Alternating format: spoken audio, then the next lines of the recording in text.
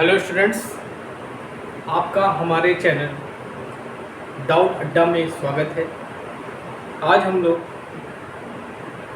नया टॉपिक पढ़ने जा रहे हैं, कूलाम का नियम, कूलाम्स लॉ।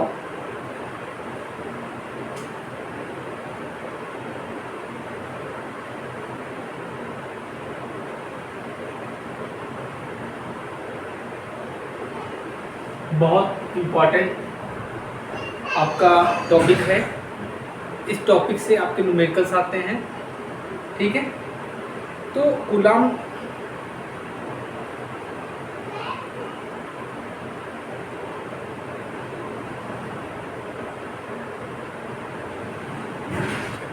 ने बताया था कि जैसे मान लीजिए दो आपके चार्ज पार्टिकल, एक इसको हमने बोल दिया Q1 और ये आपका Q2,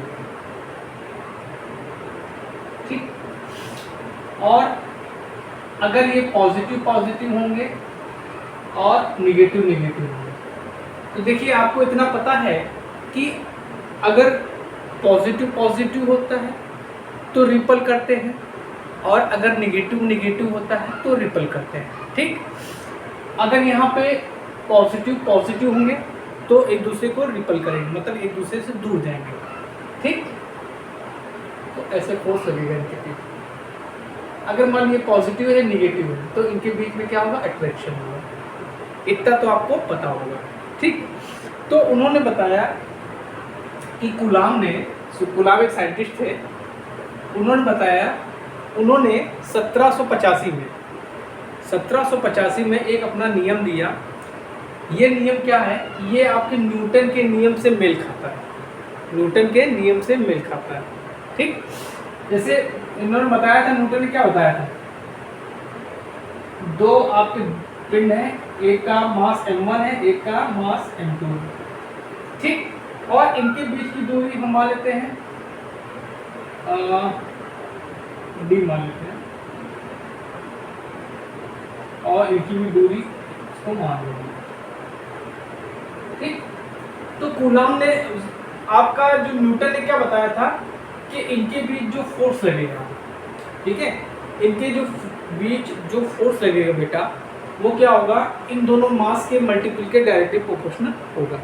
इसी तरह कूलाम ने बताया था कि अगर आपकी चार्ज मतलब पॉजिटिव पॉजिटिव हो या निगेटिव निगेटिव हो, तो इनके बीच में जो फोर्स लगेगा वो क्या होगा, इन चार्ज के मल्टीपल के डायरेक्टली प्रोपोर्शनल होगा। तो उन्होंने मान कहा था, अकॉर्डिंग टू कूलाम्स लॉ, कि इनके बीच में मान लेते फोर्स क्या है आपका, F है, ठीक है।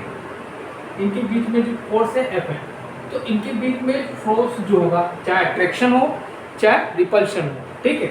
रिपल्शन क्या होगा, जब पॉजिटिव पॉजिटिव होंगे या निगेटिव निगेटिव होंगे, या पॉजिटिव निगेटिव होंगे तो अट्रैक्शन होगा। तो जो फोर्स होगा, रिपल्शन हो या अट्रैक्शन, वो क्या होगा, इनके चार्ज थे, ठीक है। इनके चार्ज के, पहला चार्ज आपका Q1, दूसरा क्या होगा आपका चार्ज Q2, इनके मल्टीपल के डायरेक्टली प्रोपोर्शनल होगा। ये आपका पहला क्वेश्चन होगा। अब दूसरा क्या बताया कि इनके बीच में जो फोर्स लग रहा है वो इनके बीच की जो डिस्टेंस होगा उसके स्क्वायर के इन्वर्सली प्रोपोर्शनल होगा। मतलब F is inversely proportional to 1/d²। This is equation second, ठीक। अच्छा, अगर ये दोनों क्या है, अगर इस इक्वेशन, इन दोनों इक्वेशन को हम एक ही मर्ज कर दें तो इस इक्वेशन को क्या लिख सकते हैं,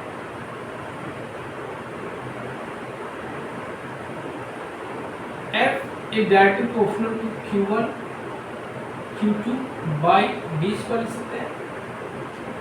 अब आप लोगों को पता है बेटा कि जब इस कांस्टेंट को हम डायरेक्टली प्रोपोर्शनल को हटाते हैं तो एक पर्टिकुलर एक कांस्टेंट को हम लोग रखते हैं, तो यहाँ पे क्या हो जाएगा, F equal to K times Q1 Q2/d²,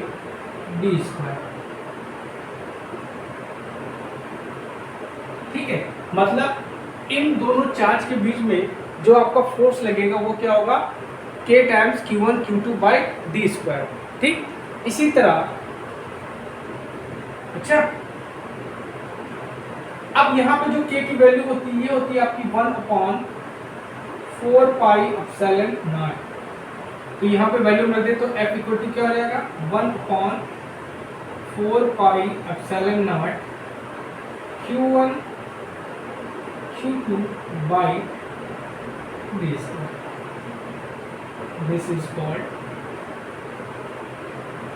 ठीक। अब बेटा ये जो आपका है इसकी जो वैल्यू होती है, इसकी वैल्यू होती है 9 इंटू 10 की पावर 9, ठीक है, 9 इंटू 10 की पावर 9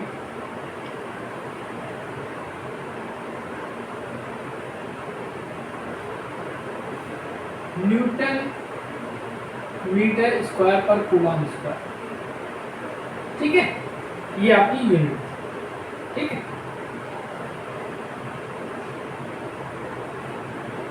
और जो आपका ये होता है एप्सिलॉन नॉट, इसकी वैल्यू होती है 8.854 इंटू 10 की पावर -12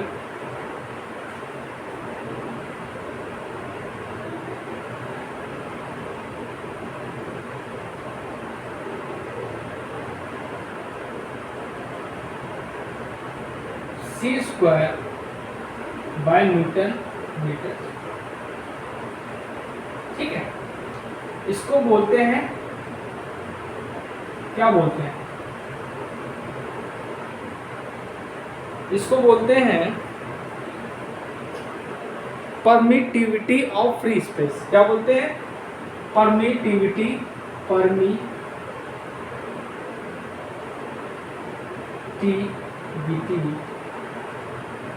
परमिटिविटी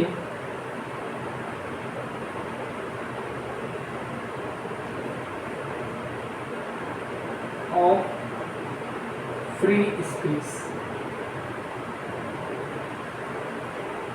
ठीक है, इसको नोट कर लीजिए।